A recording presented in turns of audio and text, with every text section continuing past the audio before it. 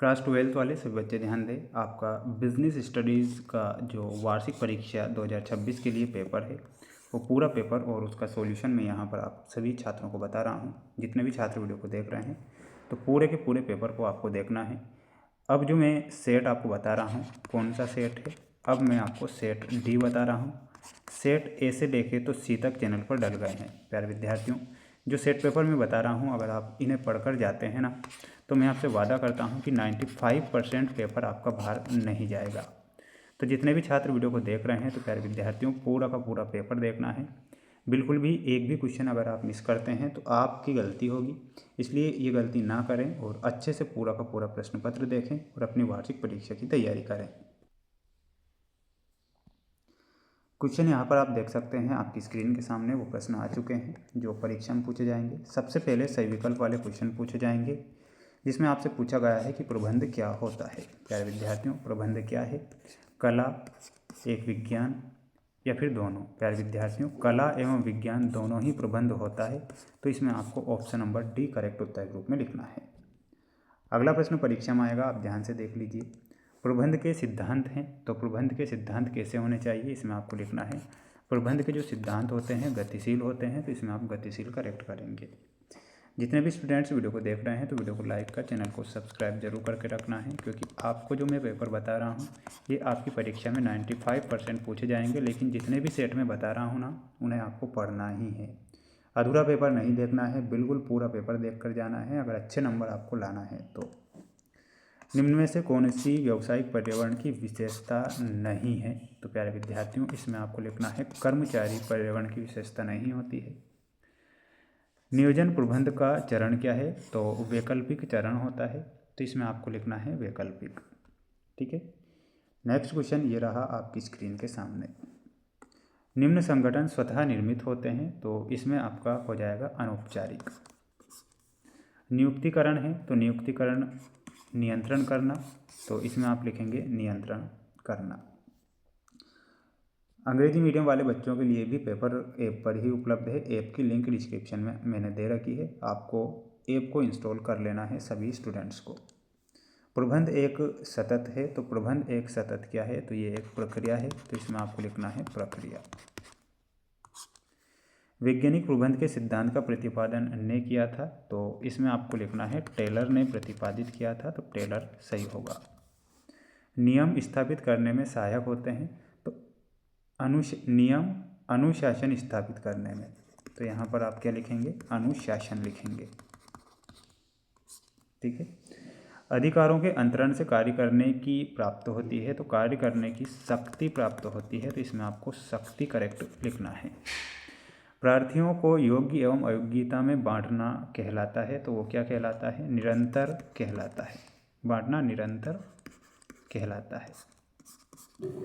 निर्देशन एक चलने वाला कार्य है, सॉरी, तो इसका आंसर है ना ये वाला है, तो ये आप ध्यान रखना है। ठीक है,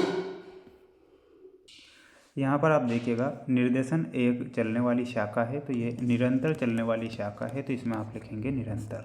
ठीक है, इसका आंसर आपको कमेंट बॉक्स में देना है।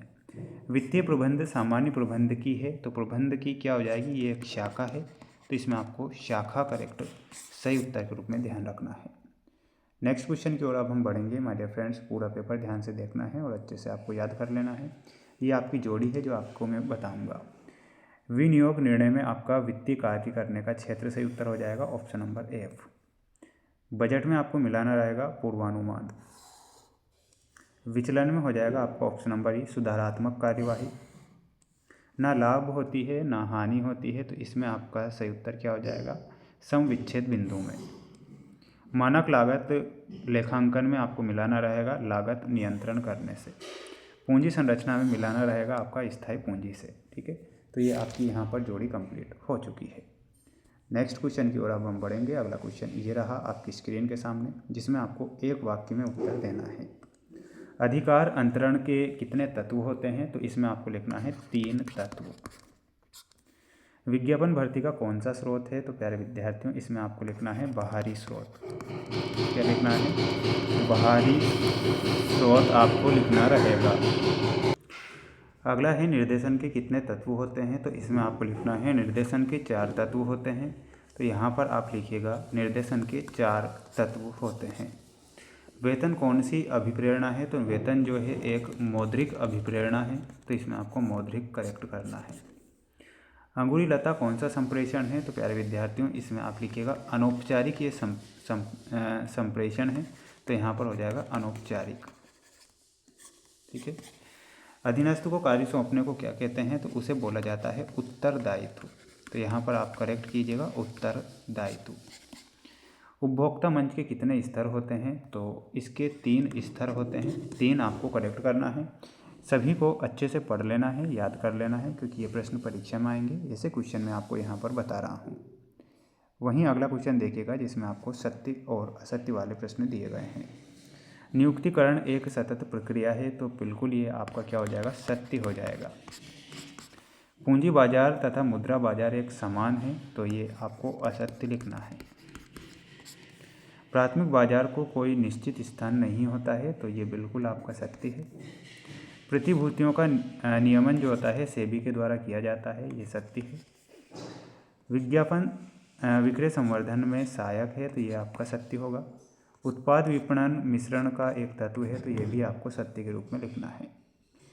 सभी प्रश्नों के आंसर जो है आपको हमारे ऐप पर उपलब्ध हो जाएंगे। ऐप की लिंक डिस्क्रिप्शन में दे रखी है। ठीक है, तो ध्यान रखना है। यहाँ पर देखिएगा समन्वय से क्या आशय है, तो इसका आंसर मैं बता देता हूँ, आप ध्यान से देखिएगा। समन्वय से क्या आशय है, तो इसका आंसर आपका स्क्रीनशॉट ले लेना है। विभिन्न तत्वों, व्यक्तियों या क्रियाओं के बीच तालमेल स्थापित करना समन्वय कहलाता है। तो इस प्रकार आप इसका आंसर लिखेंगे। समन्वय की प्रकृति के 2 कार्य, ये पूरा का पूरा पेपर जो है आपको ऐप पर मिल जाएगा ना, ऐप की लिंक डिस्क्रिप्शन में दे रखी है।